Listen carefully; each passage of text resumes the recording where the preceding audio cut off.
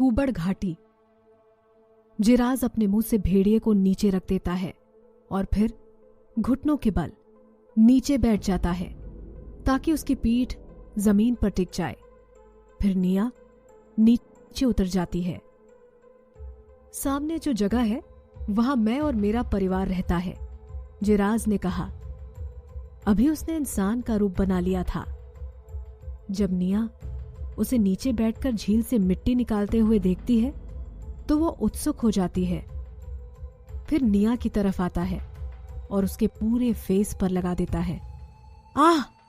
निया चिल्लाती है, फिर अपने हाथ मुंह पर फेरते हुए बोलती है, ये तुम क्या कर रहे हो? जिराज उसका हाथ पकड़ लेता है और फिर अच्छे से मिट्टी उसके फेस पर लगा देता है। तुम बहुत सुंदर हो और अगर तुम ऐसे ही अंदर आई तो यहाँ के कई लोग तुम्हें पाने की कोशिश करेंगे। वैसे तो मैं इनसे डरता नहीं, लेकिन कभी अगर मैं नहीं रहा तो कहीं ये तुम्हें उठा कर ना ले जाएं। क्या? लेकिन मैंने कब माना कि मैं तुम्हारी साथी हूं? निया ने गुस्से से कहा। वो जिराज के मुंह से सुंदर शब्द सुनकर मन ही मन खुश हो रही थी, क्योंकि उसकी असल दुनिया में लोग बहुत कम उसके लिए इस शब्द का यूज करते थे और जिराज जवान था तो निया मन ही मन खुश हो रही थी।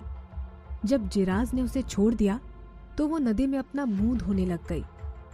तभी उसे जिराज की गुस्से वाली आवाज सुनाई देती है, अगर तुमने अपना चेहरा धो लिया तो मैं तुम्हारे चेहरे को नोच दूंगा, फिर वो सुंदर नहीं दिखेगा।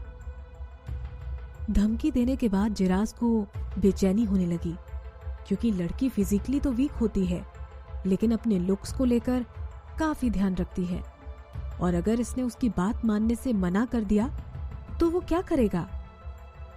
निया ने उसे देख रखा था कि वो तेंदुआ कितना खूंखार हो सकता है, तो उसे पता था कि वह ऐसा कर सकता है। उसके सिर्फ मुंह पर मिट्टी थी और नदी का पानी बहुत क्लीन था, तो वो उसे फेशियल की तरह यूज कर लेगी। ठीक है, मैं मिट्टी साफ नहीं करूंगी। निया उसकी धमकी से दुखी थी। वो सोच रही थी कि एक बार गांव में पहुंच जाऊं, फिर इस आदमी से दूर जाने का कोई ना कोई रास्ता ढूंढ लूंगी। ये बहुत ही खतरनाक है। जिराज बहुत खुश हो जाता है। वो भेड़िए को काटकर धो लेता है और फिर निया को बोलता है, चलो। फिर वो तेंदुआ बन जाता है और तेजी से निया के सामने आ जाता है। निया मुंह सिकोड़ते हुए उसकी पीठ पर बैठ जाती है। कूबड़ घाटी सामने ही थी। घाटी से एक छोटी सी नदी बहती थी। घाटी को देखकर जिराज तेजी से आगे बढ़ने लगता है। नदी घाटी को दो हिस्से में बांटती थी। पहाड़ के बेस में कुछ लकड़ी के घर बने हैं जहां इंसान रहते हैं, और घर के बाहर कुछ एनिमल्स घूम रहे थे। जिराज बोलता है, यहां पहले तेंदुए रहते थे, लेकिन साथ में बाघ, भेड़िए और शेर भी रहते थे। वहां के मानवों ने एनिमल स्किन की बनी हुई स्कर्ट्स पहनी थी। वहां सब लोग बॉडी बिल्डर्स की तरह लग रहे थे। वहां सभी लोग हैंडसम थे। कुछ के फेस पर जिराज जैसे ही टैटूज बने हुए थे। बस उसके फेस पर 2 निशान बने थे। बाकी लोगों के फेस पर सिर्फ एक था। निया को याद आता है कि उसने बुक्स में पढ़ा था कि कुछ ट्राइब्स अपने पावर शो करने के लिए अपने फेस पर पेंट करवाते हैं। जिराज के फेस पर बाकी लोगों से ज्यादा टैटू थे। क्या इसका मतलब था कि उसका स्टेटस सबसे ज्यादा था?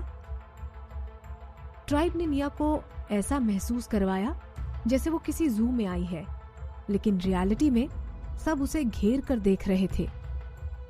जब किसी अनजान की गंध उन पशु मानवों को आई तो फटाफट से सभी वहां इकट्ठा हो गए।